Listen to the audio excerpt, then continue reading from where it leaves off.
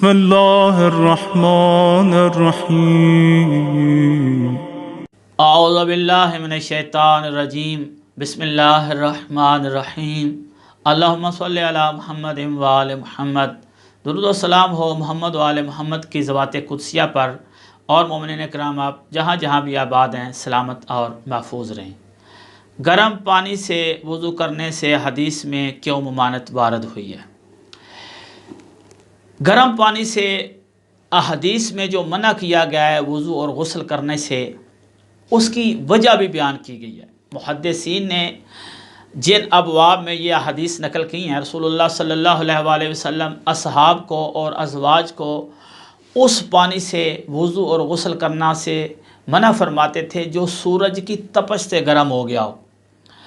اور ساتھ وجہ بھی بیان فرماتے تھے کہ اگر آپ اس پانی سے وضو اور غسل کرتے ہیں تو آپ کے جسم میں برص نامی بیماری کے پیدا ہونے کا خطرہ ہوتا ہے۔ اگر آپ اس پانی سے وضو کرتے ہیں جو گرم ہو گیا ہے سورج کی تپش سے، مطلقاً گرم پانی سے وضو اور غسل کرنے سے ممانعت نہیں ہے، وگرنہ وہ لوگ جو سردیوں میں ٹینکی کا پانی یوز کرتے ہیں وضو اور غسل کے لیے، وہ تو اتنا ٹھنڈا ہوتا ہے، اس سے جسم میں بیماری لگنے کا خطرہ ہوتا ہے، اس کو گرم کیے بغیر آپ استعمال نہیں کر سکتے، ضرور اس کو گرم کرنا پڑتا ہے گیزر سے یا آگ پر۔ آگ اور گیزر سے اگر آپ پانی گرم کرتے ہیں تو اس کے استعمال سے کوئی ممانعت نہیں ہے، وہ پانی جو سورج کی تپش سے گرم ہوا ہے، اور یہ بھی مکروہ ہے، حرام پھر بھی نہیں، مکروہ ہے۔ اگر کہیں بہت بڑی ایمرجنسی ہو، آپ کو ایمرجنسی میں وضو یا غسل کرنا پڑ گیا ہے، ضروری ہے، کوئی چارہ نہیں ہے، اور تو اس سے آپ کر سکتے ہیں، لیکن عادت نہ بنا لیں